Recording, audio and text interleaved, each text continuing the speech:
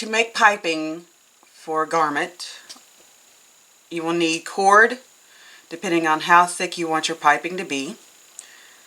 You'll need your fabric, a zipper foot, something to cut with. This makes it a whole lot easier if you have a cutting mat and a ruler, and cutting tool.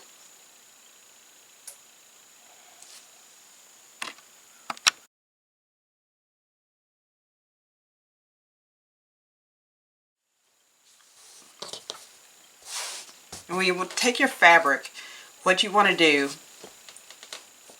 is notice the way that the threads run. The best way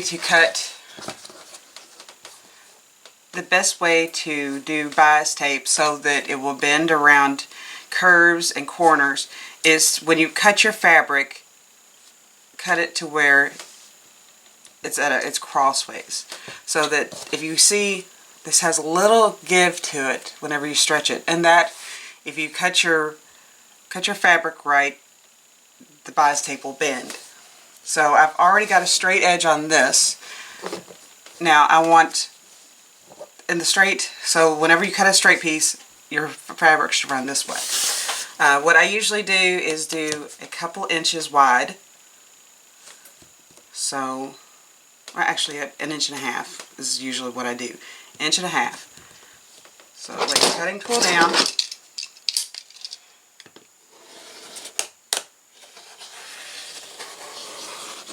That was not good.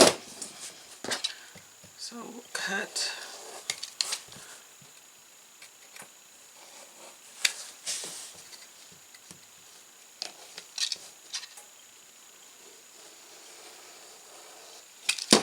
Alright, so that's free. Now, if you notice, there's a lot of stretch to that. So that's what we want.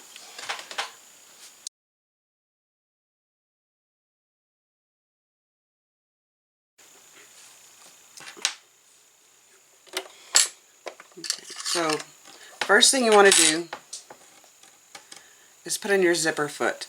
The zipper foot is used because it does not have this extra edge on the side, like this, around the needle.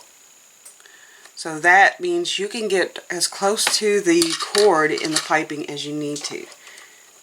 So place your zipper foot. This one has, I can place it two ways. I'm going to place it closest to the side that I'm going to put the piping. So I'm right-handed. It usually works better for me if I put the cord on the left. So I take my cord, I knot the ends. That kind of helps it not slide through the fabric. So what I want to do is take it, put it in the center of my fabric, and fold it.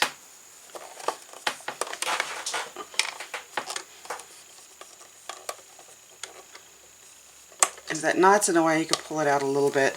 This cord is going to move, and you want it to be able to move so that you can bend it easily. So after you fold the fabric, get the cord in there, snug it right up to that. Snug that foot right up close to that cord. Let's go ahead and throw a couple stitches in here. And I don't pin this usually. As long as if you cut it, you pretty much line up this edge all the way down through as you're sewing. And I pull it just a little bit to the right, because that will keep that foot snug up to this, because it's naturally, because this is thicker, it's going to pull it or push it out to the left. So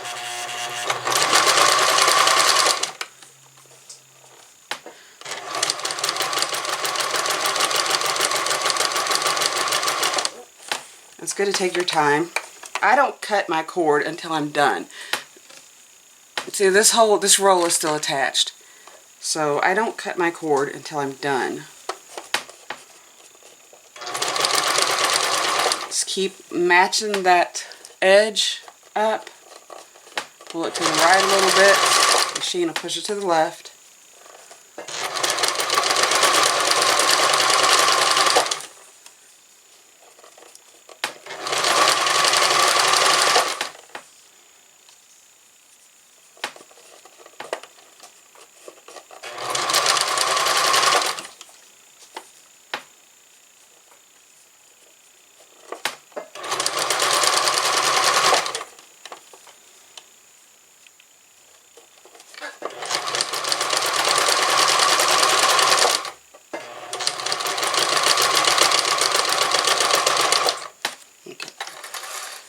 done. I can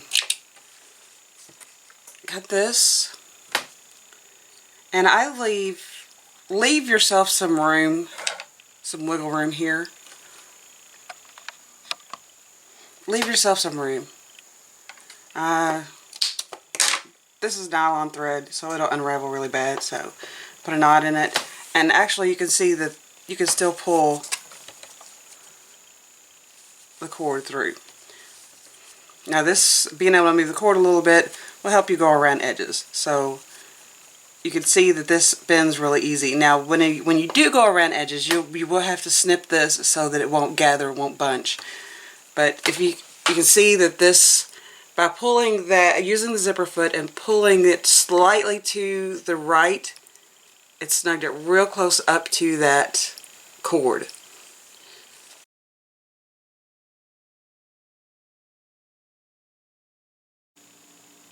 And here I've attached this bias tape in a curve around just a scrap piece of material.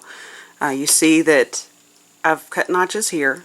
It's got a nice smooth bend here, and all I have to do is turn this over and iron it out, and it'll lie flat. And here's our piece, our scrap, after ironing. You see how flat this will lay? The piping still bends nice. It's a little flat now from ironing, but that's okay.